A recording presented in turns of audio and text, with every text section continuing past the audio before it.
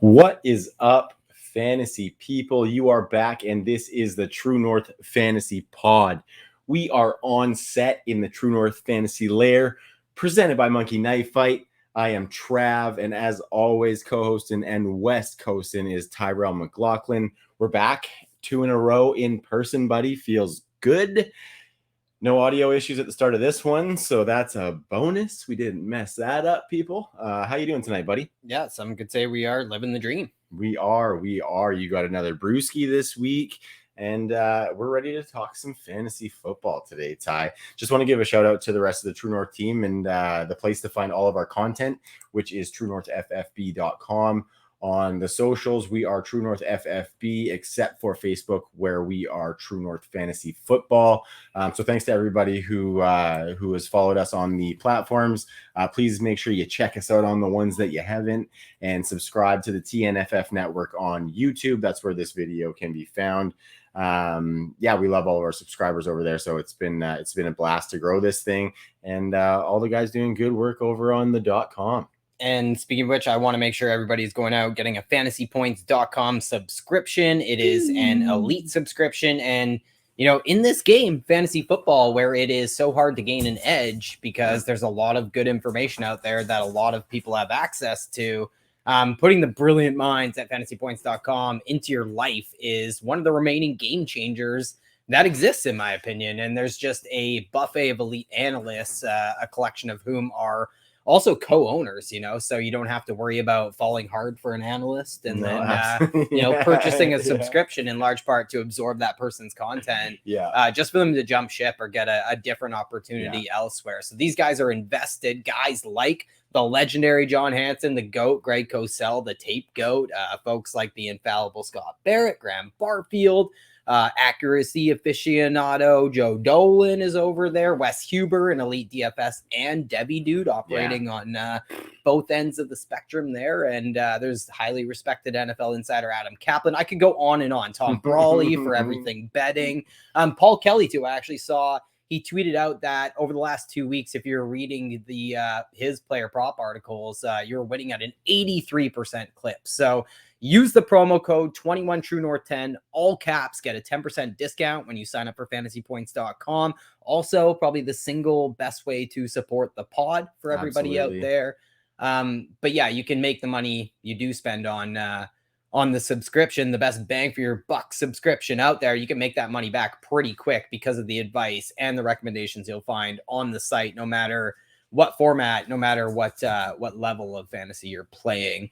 And we're going to cover a wide variety of formats. We're going to definitely have our eye towards dynasty leagues and everything as we move into the home stretch almost for the redraft season.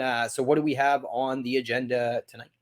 Well, yeah, kind of like you said, it's the home stretch, and I can't even believe that it's week 13 already, Ty. It is week 13 of the fantasy season. It feels like just yesterday we were kicking this bad boy off. We were getting our teams dialed. We were talking best ball drafts. Like, that seems so recent, but so far away at the same time. And some of us are following our weekly output in our best ball leagues, especially in some of those big championship, like the big large pool tourneys.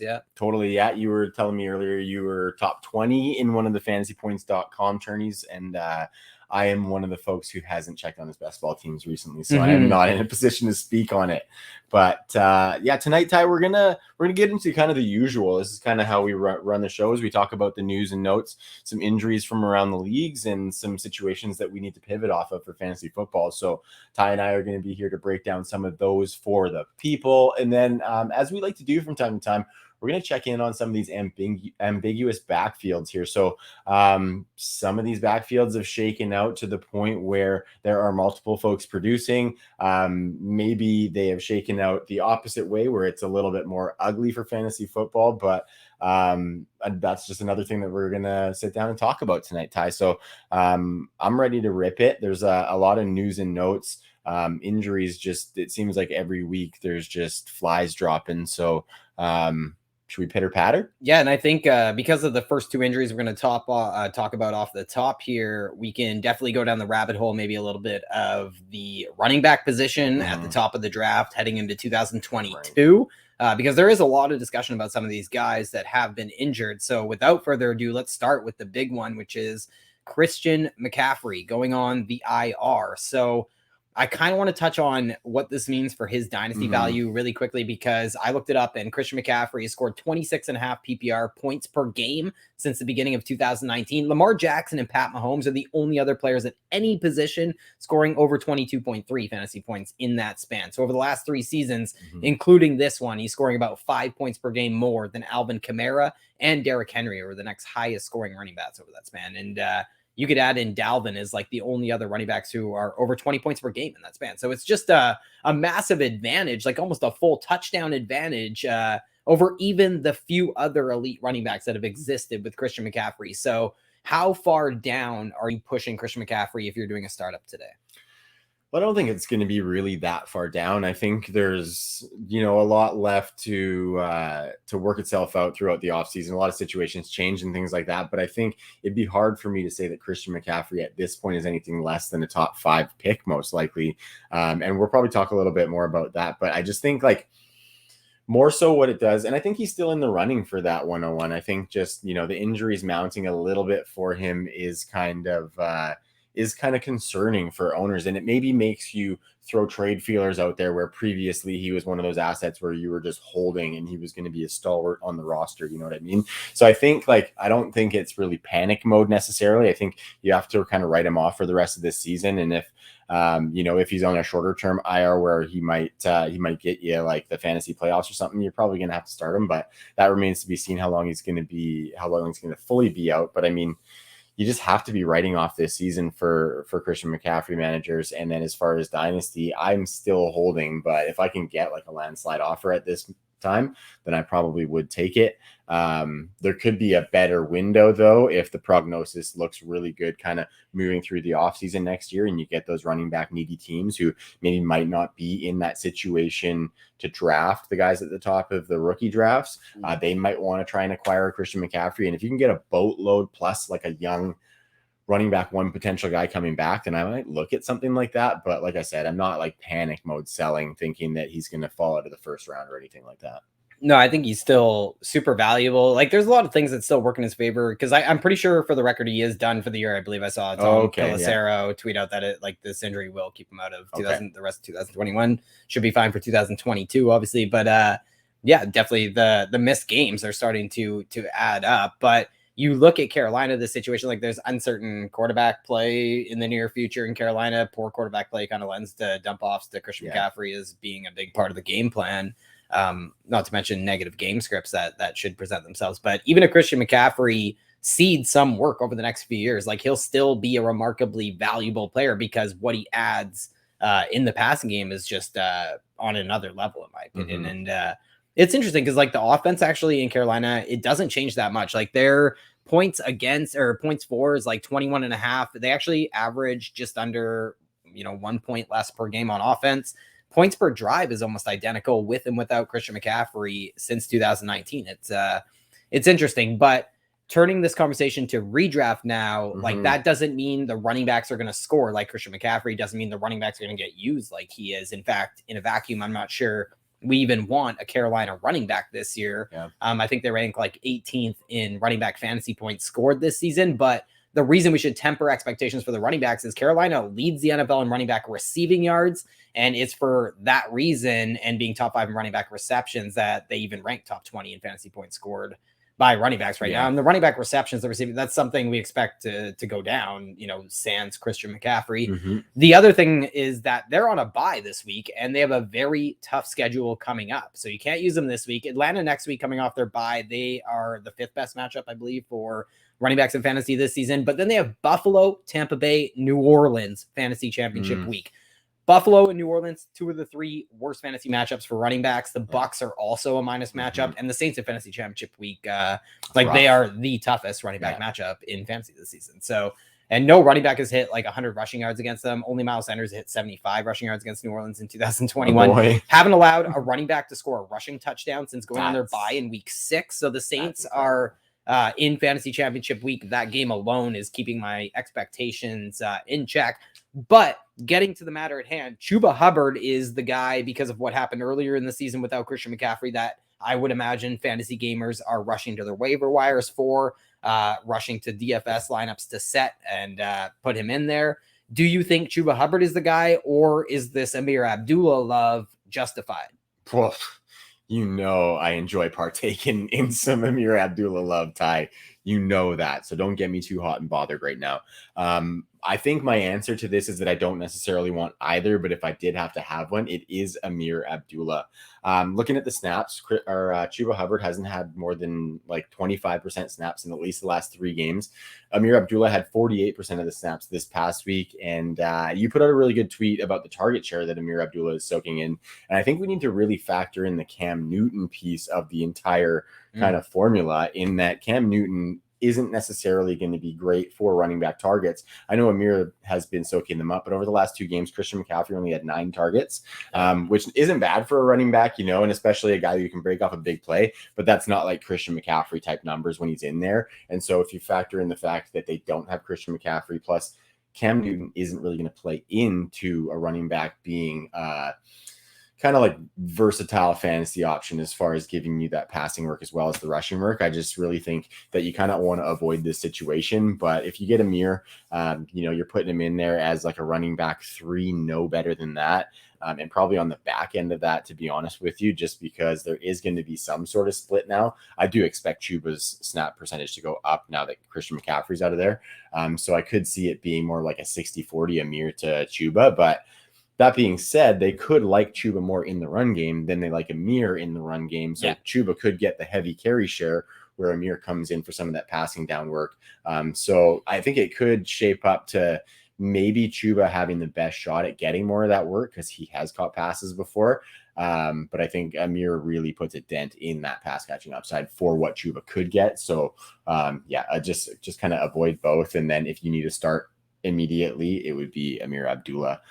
But you're hurting if you're relying on those guys on your fantasy roster. And especially like it might be like they're on a bye this week, so we ain't starting anyone. I think week 14 against Atlanta, maybe it is a Chuba Hubbard game that you might rank. I might rank him higher than I rank Ameer Abdhulla, but in a vacuum rest of the season, I think I would want Ameer Abdhulla because of some of those negative game scripts. Yeah. And Chuba has just 2 more opportunities than Ameer Abdhulla, carries plus rush attempts, since Abdullah came to the team in week 8. Right. And he came there, Trav, of course, from the Minnesota Vikings. And that's where we're going to go next because Dalvin Cook, I think it's a torn labrum. Some mixed reports there. I never believe the coaching staff of Minnesota when it comes to injuries. Anyways, but basically dislocated shoulder, not a season-ending injury, not an injury that Dalvin Cook is unfamiliar with either. And if we look back to 2019, Dalvin missed a few games with this injury. And I saw Edwin Porras actually tweet out that this is the same left shoulder from 2019 and what this would be his 4th dislocated shoulder, I believe, since high school. And that's just like if folks listen to the birth of the True North Fantasy Pod, Edwin came on that pod and we talked about what injury prone might mean. And we now know following his content that injury prone is a myth, but injury patterns are not a myth. And he said that if you're looking at players across the league, Dalvin Cook is one who has a very negative pattern of injuries. And we're seeing it play out. I think he's had some clavicle stuff happen too. And so it's tough sledding for Dalvin. And I don't know what to say about that backfield. I think Alex Mattison is going to be the guy. I'm not so sure that anybody else has really made a case to pepper in, but what do you think, Ty? Well, do you think maybe I want to get to redraft in a sec, but really quick, do you think Dalvin is still somebody you're willing to take as your first pick in a redraft in a dynasty startup? Do you think he's still a first round pick? That's a scarier proposition than Christian McCaffrey for sure. Even if you factor in at costs, like say Christian McCaffrey has to be the 101 and Dalvin has to be the 104, I think still a bit of a scarier proposition, I would say, going for Dalvin Cook just because of those patterns, and the fact that he's on an offense that really runs him into the ground. For a guy who's not like your Derrick Henry sized guy, he does a lot of between the tackles running and he's really good at it, which is fantastic. But for a guy who's had, upper body issues and shoulder stuff happen, and you don't really want to see that. And you don't really want to have your season hanging in the balance because the centerpiece of your roster is always And it's hard to say that because any fantasy player can go down any single season, but And when it's a guy's easy to done it say- kind of year after year, and he always tries to play hurt a couple games, and then he always goes back out, and then his season's done at some point. So that's a lot scarier. I think I would probably try to pivot with some of these young guys behind him coming up, because I think there are some really, really nice young studs coming up. But and it's easy to say draft him and handcuff him, but that's it prohibits you from doing other things you might want to do later in a draft. And what I think is interesting though is that because he probably will still end up in my top 12 when it comes to startup like total dynasty rankings, because a lot of these other running backs we're looking at, Christian McCaffrey, someone we just talked about, will have similar stigmas associated with them when it comes to injuries. Saquon Barkley would maybe enter that conversation as well. Derrick Henry is great, but he's on the IR right now and he's looking down the age apex barrel. You know what I mean? So it's hard to drop Dalvin down, I think, too much in my dynasty rankings. But at the same time, somebody described him as an avoid at first round ADP.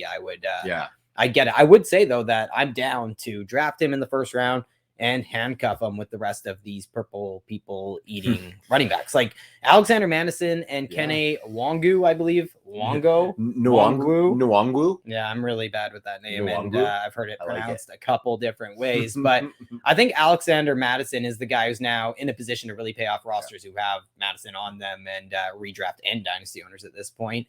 The Mattison Hotel has been, hit or miss with Dalvin, but, they do get the lines this week. So how high are you willing to rank Alexander Mattison while Dalvin Cook's out?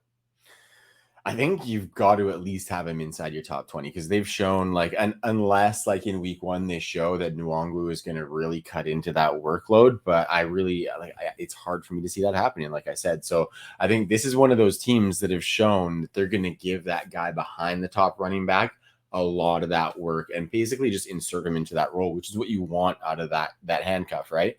So I definitely would have him inside the top 20, probably nearing the top 15, just because of how heavily Minnesota uses their running backs. But it'll be an interesting one to see unfold, because sporadically Mattison gets the role, like a game or two here, but if he gets it for an extended period of time, and this kind of boils into the dynasty value, which could see a guy like Mattison with Dalvin's injuries creep up to the point in ADP, like you said, where it's going to really prohibit you from doing other things with your roster. Exactly. So, you're going to have to spend a decent pick when to he's get starting. Mattison, he's top 15, top 20, but it's tricky to use that 7th, 8th round pick on the second guy who's going to just be sitting on the pine when the starter's in there. So he's a tricky guy to evaluate and a tricky guy to want to nab onto your roster. But for redraft, I think he's like a top 10 running back, especially this week because he gets the Lions. Yeah, Lions for sure. So Dalvin played week 4, but we saw 2 starts already this year from Alexander Mattison, weeks 3 and 5. And he was a running back 1. Mattison got 32 touches in both games. He started there, 25 plus carries in both games, ran for over 100 yards in both games, and saw a whopping 15 targets in those 2 games. So they did happen to come against the Lions and the Seahawks, though, who are both top 5 in fantasy points allowed to the running back position this year. But yeah, lo and behold, they get the Lions this week, who, again, he scored over 25 fantasy points in week 5, and he scored almost 30 fantasy points against the Lions week 17 last season, filling in for Dalvin in that one as well. So yeah, I have them ranked pretty high. I'll have the Jonathan Taylors, the Austin Ecklers. We got Joe Mixon on a tear. We got Najee Harris. We got Lenny Fournette on a tear. So we have lots of guys that I'm ranking highly as well. But Alexander Mattison is in that conversation, no doubt, especially because of the matchup. So you mentioned we've seen Alexander Mattison be pretty heavily involved with Dalvin Cook there. What do you think happens here? How involved will Kene Nwangwu be? Because he is flash for sure, but he has a couple return touchdowns. And I think an argument could be made that Mattison didn't really have to worry about Kene back in weeks 3 or 5. Like Ameer Abdhulla was the Viking, was a Viking at that time, lest we forget. And so I think it's interesting because they end up losing him on waivers. They didn't go out and replace Kene and get another running back. They haven't this week either. I've saw that they've worked out a couple of running backs, but they haven't signed anybody. So that is maybe some sort of vote of confidence, I would think. So do you think for CJ Ham? Yeah, maybe. So that's interesting. That's a good call, actually. And so do you think Kene is non-threat to Mattison, or maybe do the Vikings throw the ball more with no Dalvin and Cousins and co having had such a high level of success in the passing game this year. Yeah, well, I think I just poked in there, and Kene Nwangwu had a 4% snap share last week, so he's not really he lined up incorrectly on one of them as well. It was funny. Cousins had to be like, nope. And I think kind of like you said, like if they do have a little bit of an uptick in the passing volume, and I think in that situation, being down a weapon as good as Dalvin Cook, knowing that Nwangwu is really good as a kick returner in open space, maybe they do scheme up some targets for him.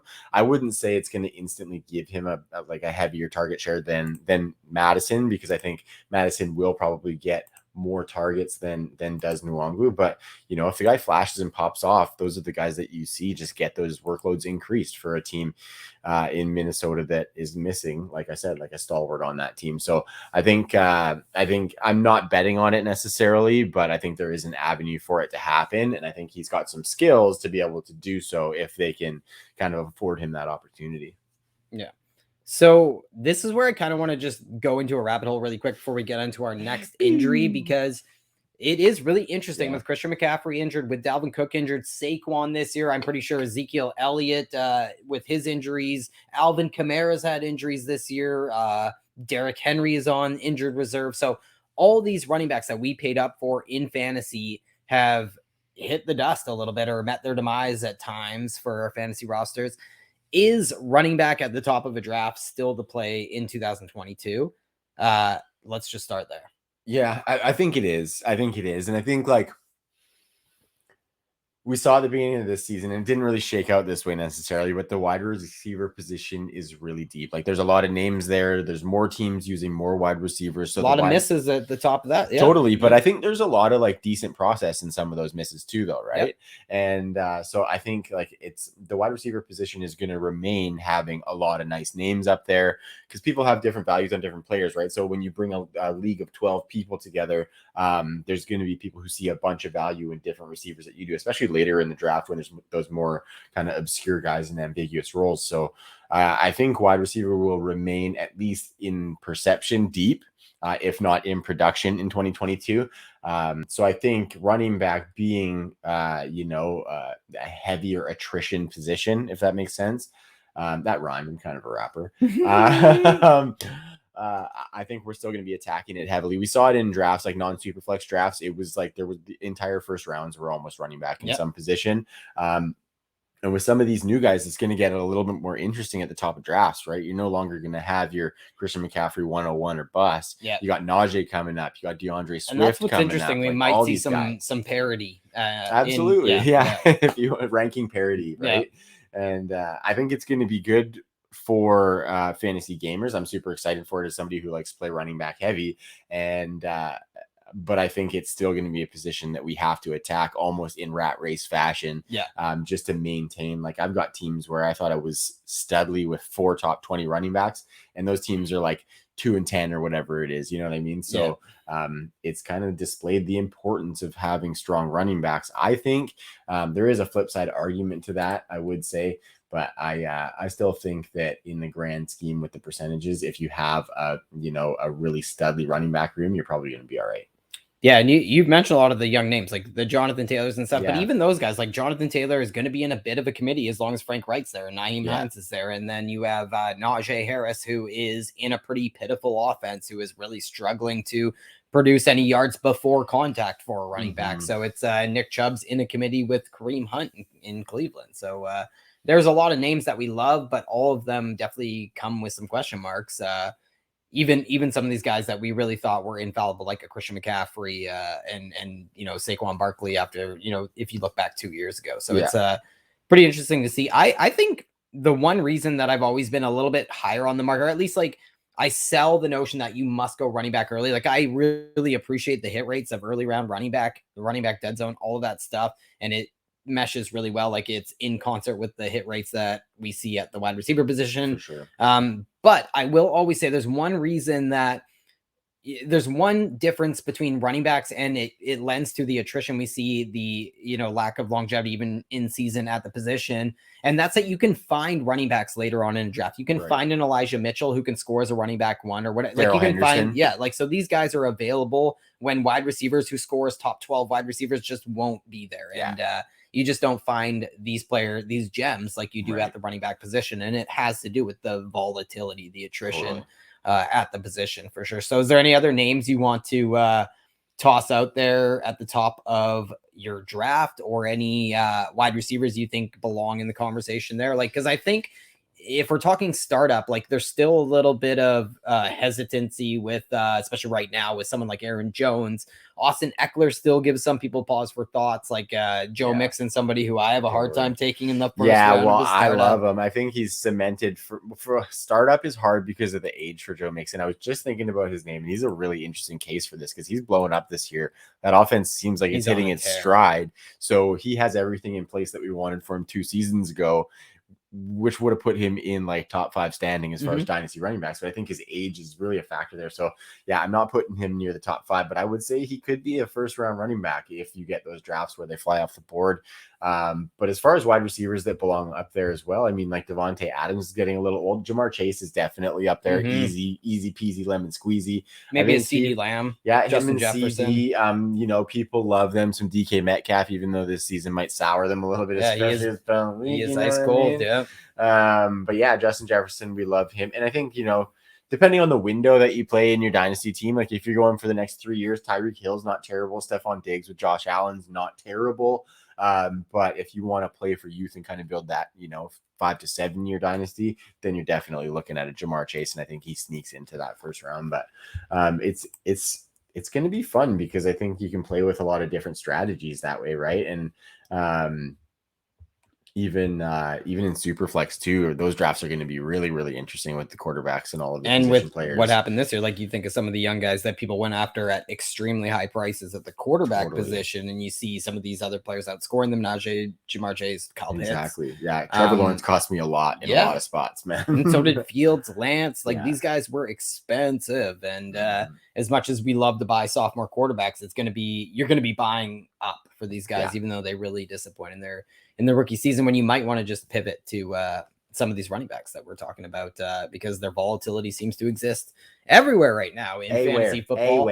Speaking of which, one of the guys who was riding high, at least on our fantasy rosters, was Deandre Swift. And Jeremy Fowler reported that he is likely to miss multiple weeks with the sprained shoulder. Like he just can't fight through it, I guess. And he wants to return. That was the commentary we heard from Deandre Swift.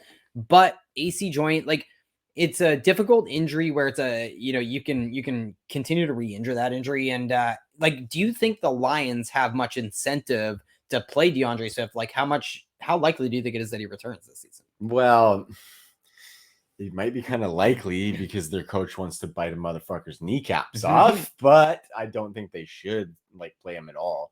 Like the team is just trash. Like they're not going anywhere. Jamal Williams is capable of kind of holding it down for the rest of the season. And I just think like DeAndre Swift has proven that he can be the centerpiece of this offense. Even if they struggle at the quarterback position the next couple of years, he's a guy who can kind of take over games if he remains healthy. So just try everything you can for this guy to remain healthy.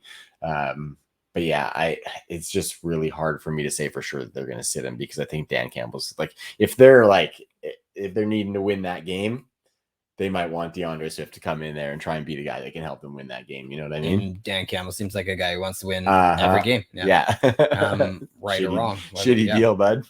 And not the strongest draft. Like 2022 draft there's a lot of ambiguity there. So maybe they care less about whether they have the first, second, or fourth overall pick, whatever. What are you doing with Jamal Williams then? Like, is he really stepping into a big spot here? We know how productive the running backs have been in Detroit for fantasy, despite that lowly offense that the Lions are running. Yeah, well, I think he vaults into that like top 15, 20 because he's going to be the guy getting the work. He's shown them that he can be a pass catcher. They've shown, and Jared Goff has shown that he's going to dump it off to that running back because that's just what Jared Goff does. So I think it really throws him into that mix as one of those guys who's going to get a full workload. Like just looking at some weekly rankings right now, he's Probably just sneaking inside that top 20. I've got a little bit more dialing in to do with those, but I think he's a mid running back too. He's right in there. He's right in there, right? Like, I have him especially alongside... if you look at that landscape, like if the people who are listening to this were looking at what I'm looking at amongst the running back rankings, I have all him the names in of... a list, it's just like, man. Yeah, like I have him alongside guys like James Conner. I think I have him ahead, like Elijah Mitchell, Cordell Patterson, guys like that. I have ahead of them still.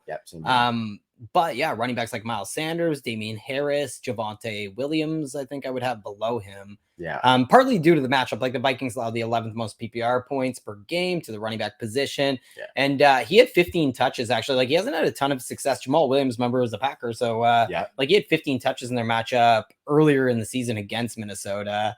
And Willie turned that in just 8.5 fantasy points, 65 scoreless yards from scrimmage. And last year, while he was a member of the division rival Green Bay Packers in a game against the division rival Minnesota Vikings, Williams touched the ball 22 times, and he did put up over 20 fantasy points in that one. Beauty. But yeah, he's actually seen like 11 plus touches against the Vikings 6 times in his career now, and he's under 11 fantasy points in 4 of those 6 games in PPR even. So I do worry about the floor. Like, he could really give you a dud, but he's probably going to be in a lot of fantasy lineups, and I think he deserves to be in that top 20, 15 to 20 range. Exactly. Yeah.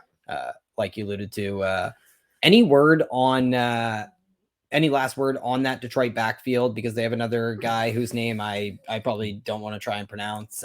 Any interest in him, or do you want to move on to maybe a wide receiver who got hurt? No, I'm not really diving in on him. Like, I think you're just kind of taking Jamal Williams as the guy who's probably likely going to get 20 touches, as opposed to hoping this guy can give you a flex start. I think there's better options there.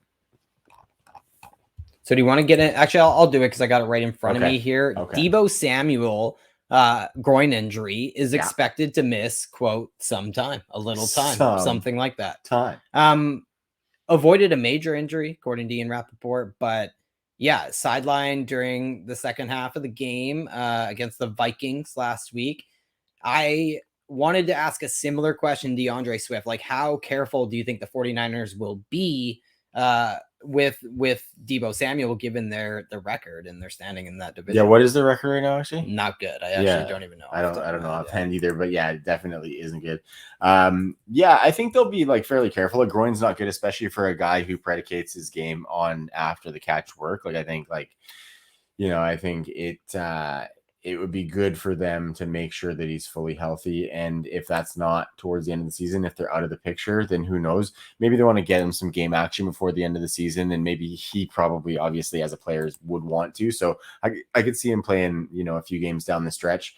But I think this is just really a spot for Brandon Aiyuk more so to shine. Ty, I know that's your boy there. And I think with this offense kind of, Jimmy G's keeping them afloat and like kind of keeping his job. 3 straight, apparently. Yeah, exactly. I guess so. Holy shit. Yeah, they're 6-5 right now. Okay, so they're kind of in the mix. Jeez. They might. I think that makes it more likely for them to bring him back then. But I think they're still going to make sure that he's healthy. And I think we're just going to be able to start Brandon Aiyuk as probably like a top 15 option in the next few weeks because he's going to soak up a heavy workload. But I think when Deebo comes back, it's just been shown, and I'm going to say this too, I'm admitting it, that Deebo is that alpha on the team.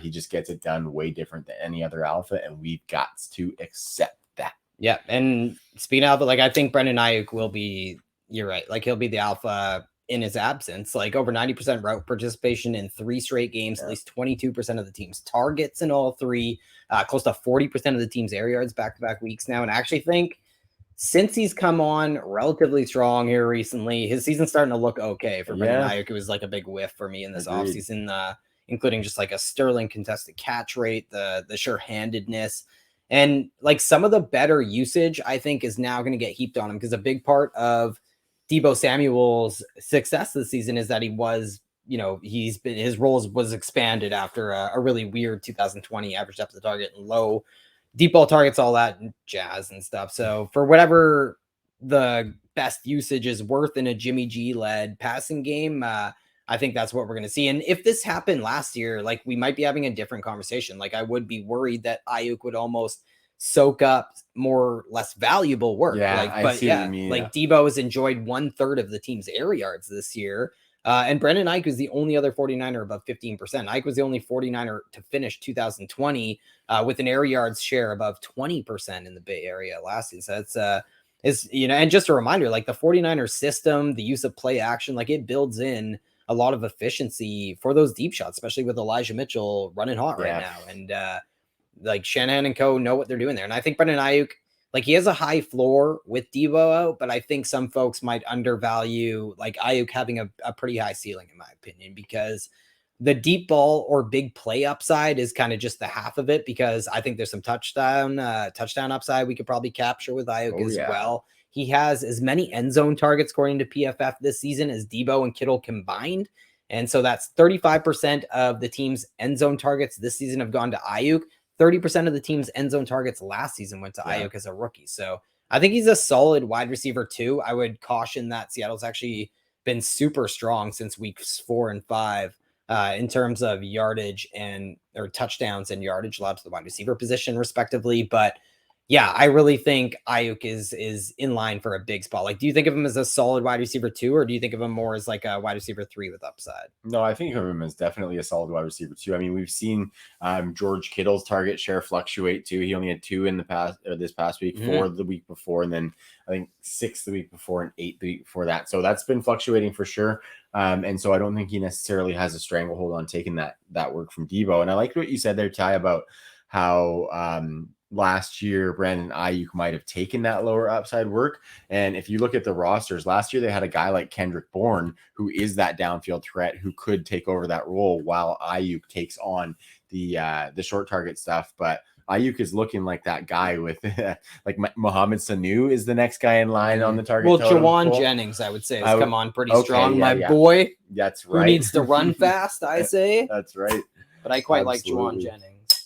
Yeah, but I mean, basically that's kind of exactly it, right? Jawan Jennings is kind of the second fiddle. So Brandon Aiyuk's going to be it. And I think we're going to see a bit of an uptick for Kittle too, but Aiyuk's the guy who does have that big play upside. And I'm jazzed for it because I got a bunch of rosters that are aching for him. Namely, Scott Fishbowl would love to have some Brandon Aiyuk back. And you look at the strength of schedule, like Seattle this week, I cautioned with the wide receivers, blah, blah, blah. They've been pretty terrible against a lot of positions in fantasy though. So, and then they get the Bengals next week, who have actually been a lot stronger against wide receiver position than I thought this year. But Atlanta, Tennessee, and Houston after that, that's the 10th, 1st, and 13th most fantasy points allowed to the wide receiver position this year. In Houston, fantasy championship week has actually allowed the 3rd most fantasy points to wide receivers over the last 5 weeks. So these are stellar matchups coming up for Brandon Aiyuk. So I kind of hope Deebo Samuel gets a little time off. Take a breather, Deebo. You've done some good work this year.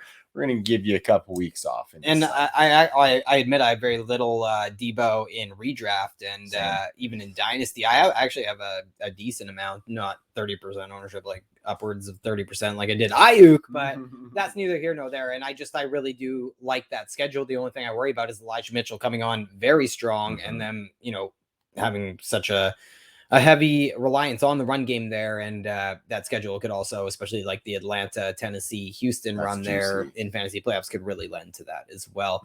Speaking of running the ball, there's a couple of quarterbacks I want to talk about. Jalen Hurts, Trav. He went 14 of 31 with 3 picks, under 130 yards. Like the Eagles' drives were just terrible, but there was some bad luck. Like, I think they ended drives at like the 1 and the 5 against the Eagles, maybe inside the 30, another one too. Yeah. So what are you doing with somebody who was a top 5 quarterback over the first 7 games of the season in Jalen Hurts, but has given us like 2 total duds in the last handful of games now? Yeah, I'm going to kind of hold firm on him just because we've seen those top 5 games come from him. And I think he's kind of shown that he's not going to be the guy who's going to take over this offense and kind of put it on his back. And I think he's shown the guy that he's the guy who's going to make some mistakes from time to time, but he's going to have really big upside from time to time. So I think down the stretch, if you're one of those teams that's gunning for the playoffs, you kind of want that guy as your starting quarterback over a young guy like, say, like a Mac Jones who has been heating up a little bit. I would still go Jalen Hurts. Obviously, like, that's not necessarily the greatest comparison, but you know what I mean? Like, I wouldn't be panic pivoting necessarily because I think better days will be ahead. And I think he's gonna, that rushing, like he can put up rushing touchdowns at any given time.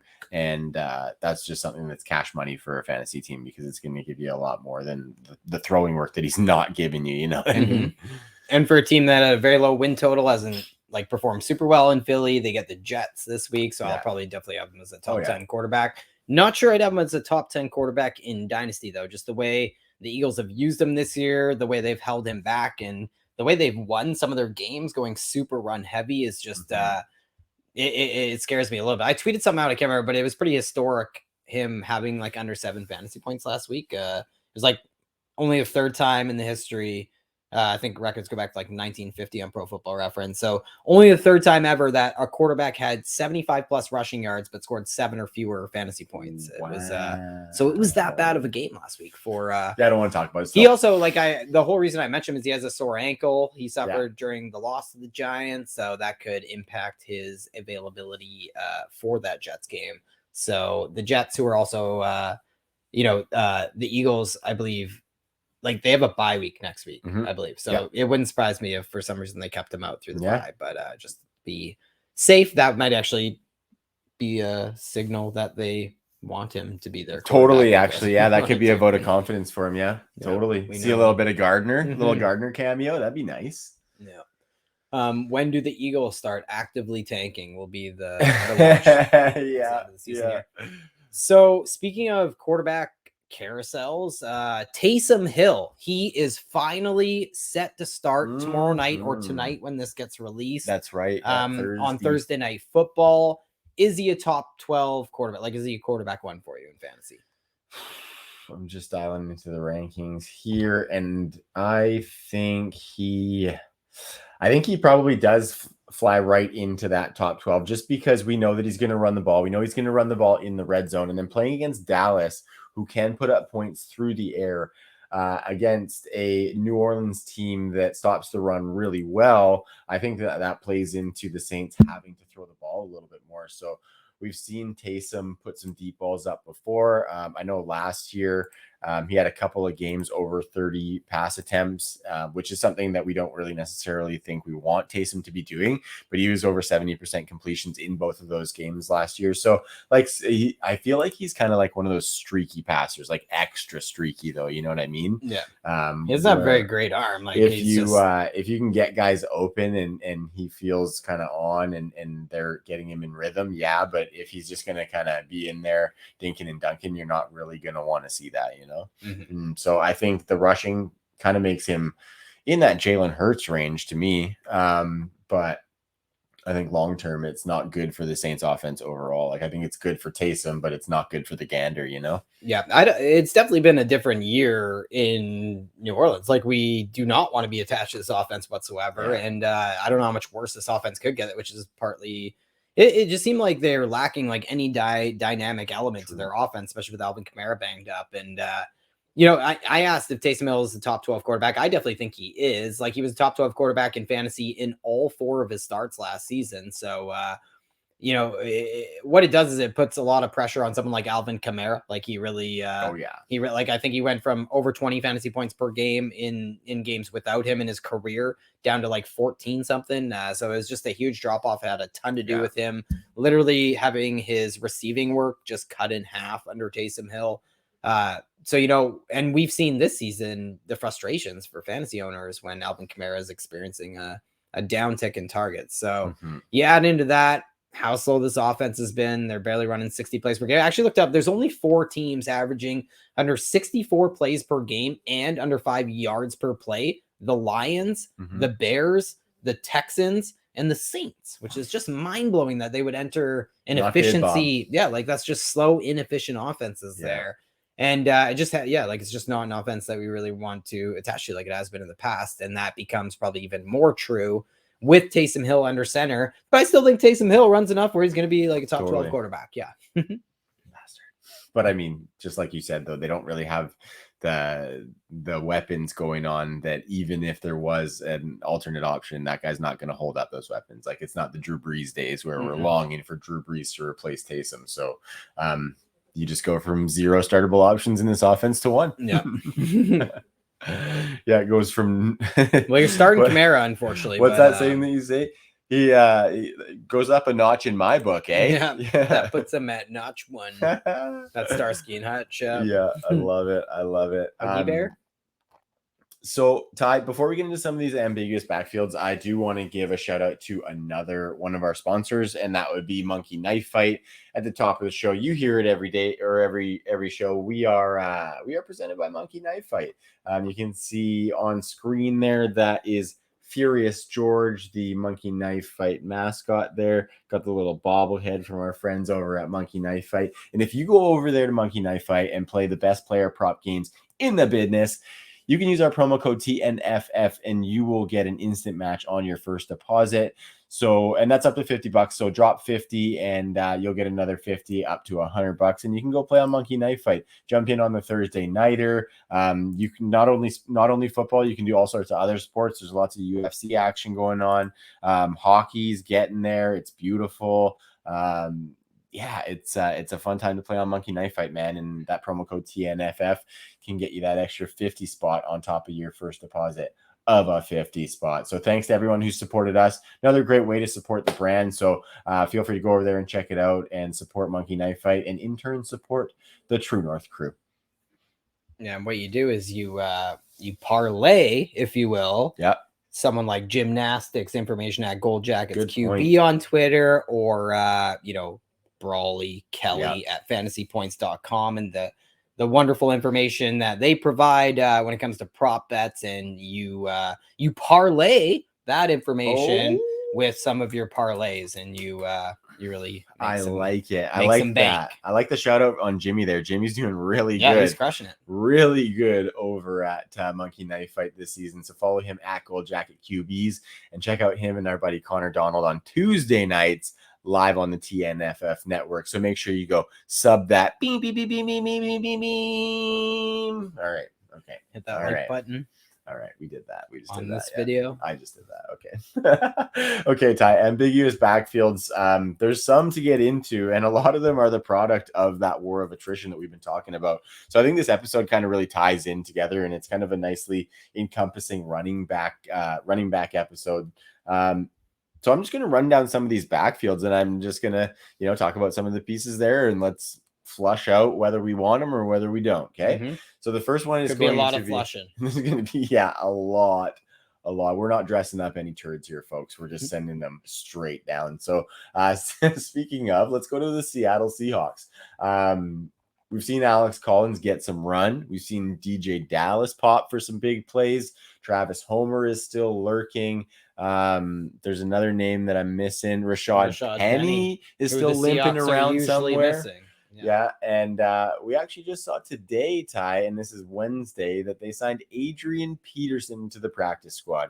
And you got to think he's not going to be on the practice squad for very long.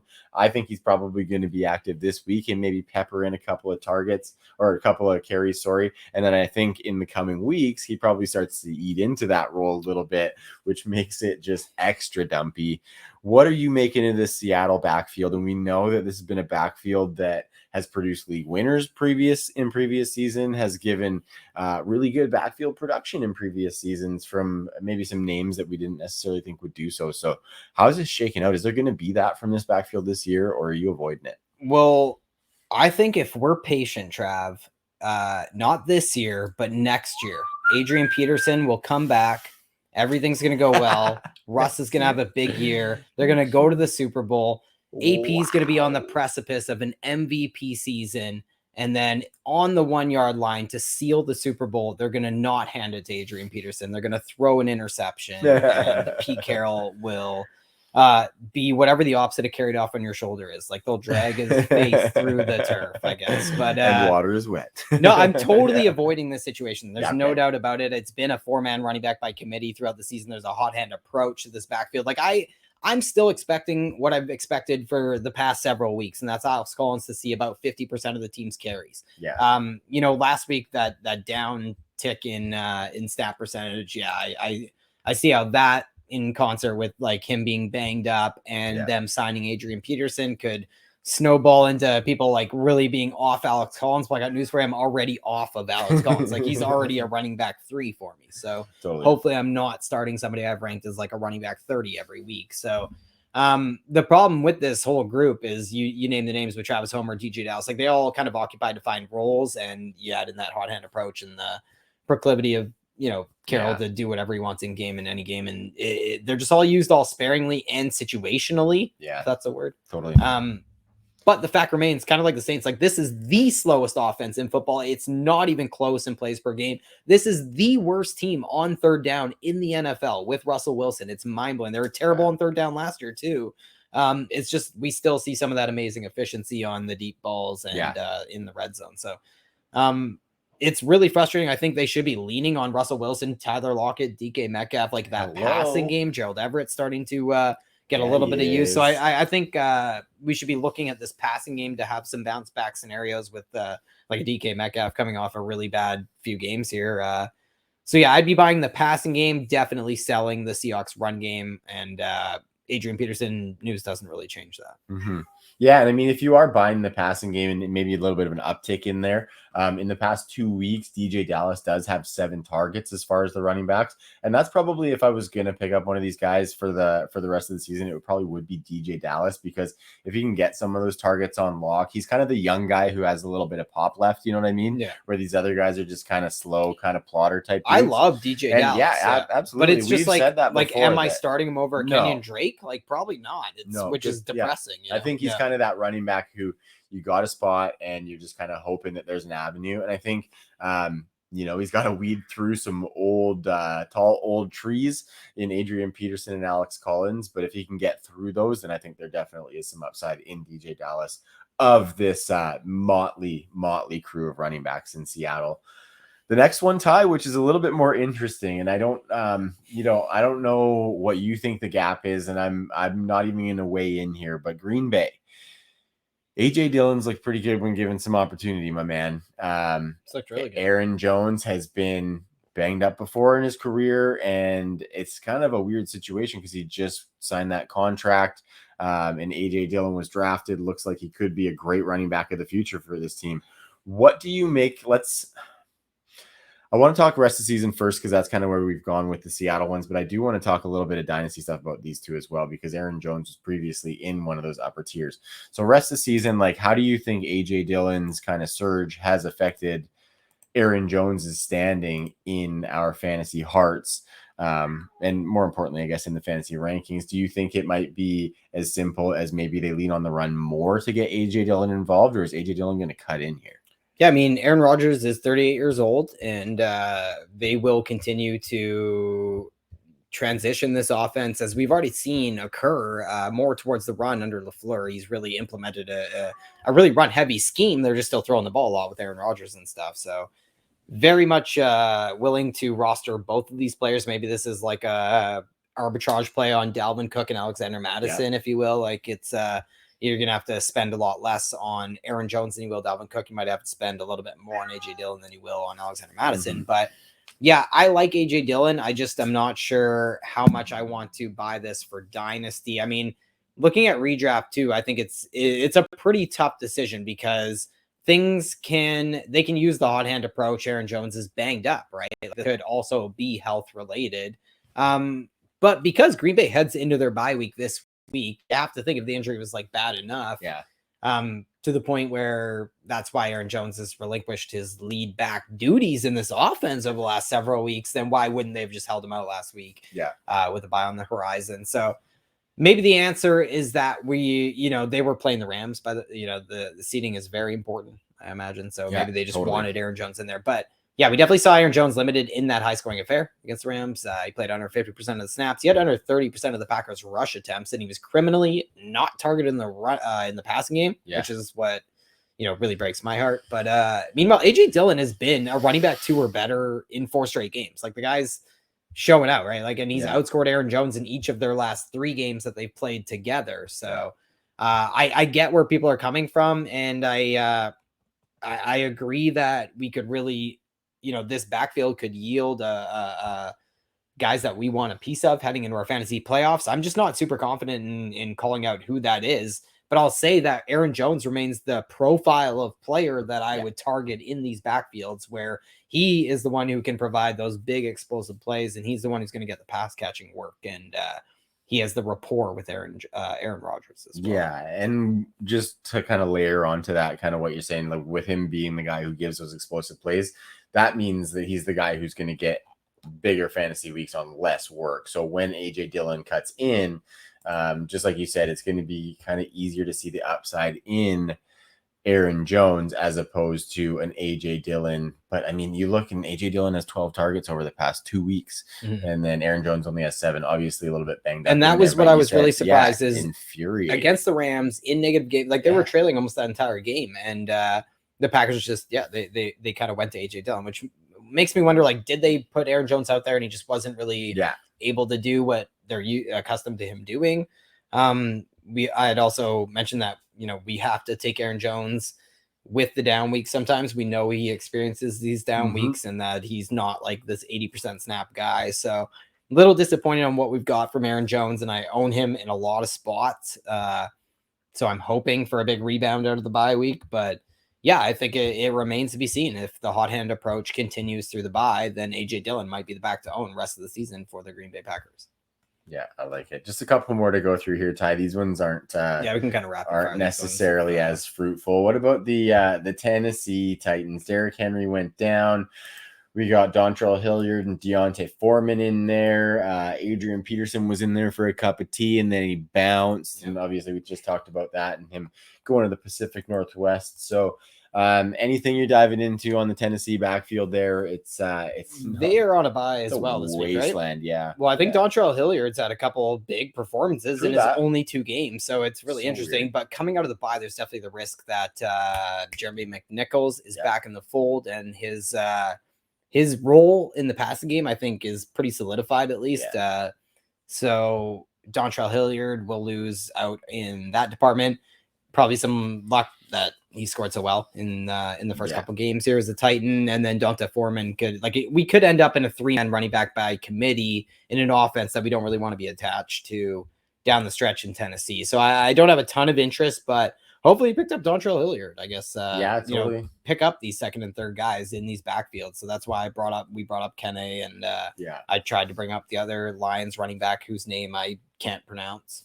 Yeah, well, and those guys are fun little spot starts too, right? Like, sure, you're risking it for the biscuit, right? You might get a 0, but when that guy gives you a 20-point game, and you're fuck yeah. Everyone's in leagues these days where you're starting like 11 guys, and 3 of them have to be flexes, and like you end up having in Bipocalypse weeks, you end up having to start some funny guys. Maybe you can play a really good matchup and just hope some guy breaks off a 50-yarder. And Kene Nwangwu for Minnesota is a guy who we've seen in the return game, at least special teams, that he has that element to his game, I would say. Totally, man. Totally. Okay, the last one's Baltimore. This is one we've been trying to figure out all damn year, hasn't it, Ty? Taysom Williams is back in the mix after being a Pine Rider earlier. Latavius Murray back in the mix.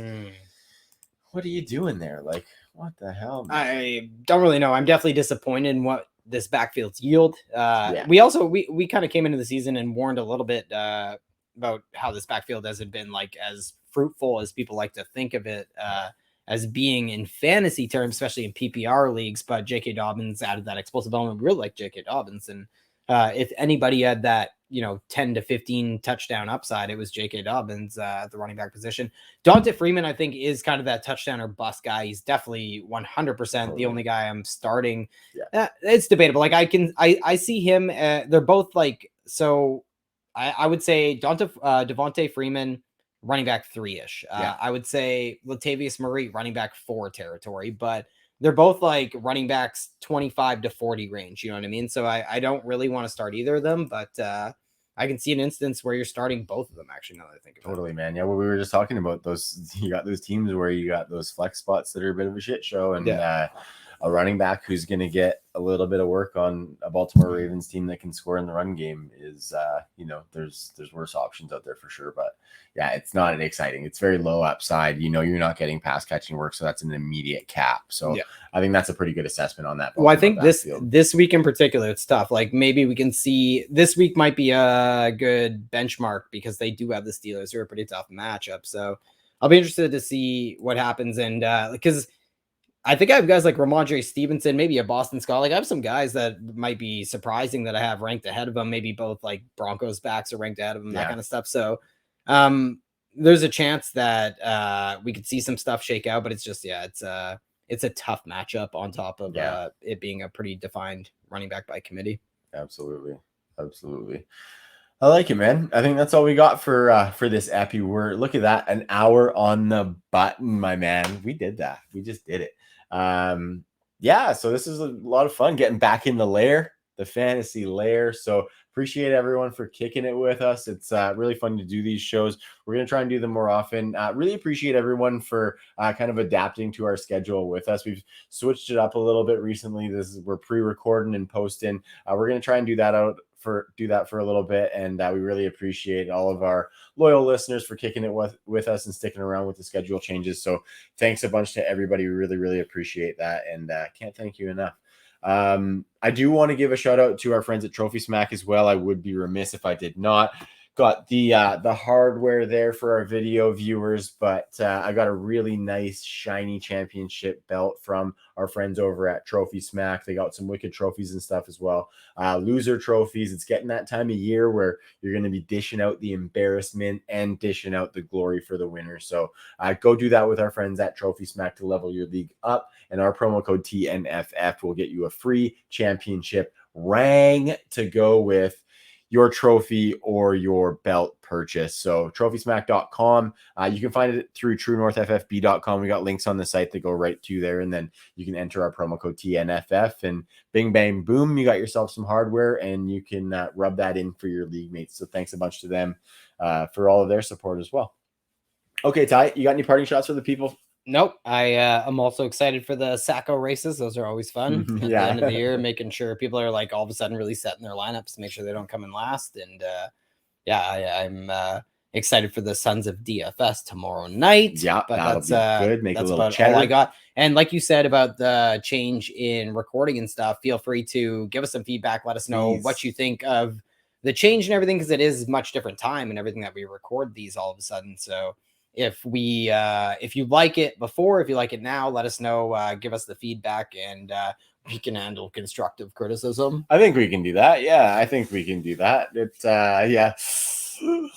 no steam coming out of the ears or nothing. No, we really appreciate it. Any criticism means that you got an eye on our work and that you kind of give even a minuscule of shit, right? You can tell the trolls from the people who are trying to help you out and give you that honest feedback, because I pride myself on that. Yeah, absolutely. I like it. And we love it too. Like, it Do never you remember gets old. when we did the Discord AMA? Yeah. And there was a guy trolling us that whole time. So funny. And I was sub trolling him on the chat. And beautiful. I was saying like, wow, must be a bad troll or something to be on Discord. Fantasy football's trolling, like, get your game up and go back to Twitter. Like, that was, I like it. That was sad. Yeah, so we like it all. Just dish it.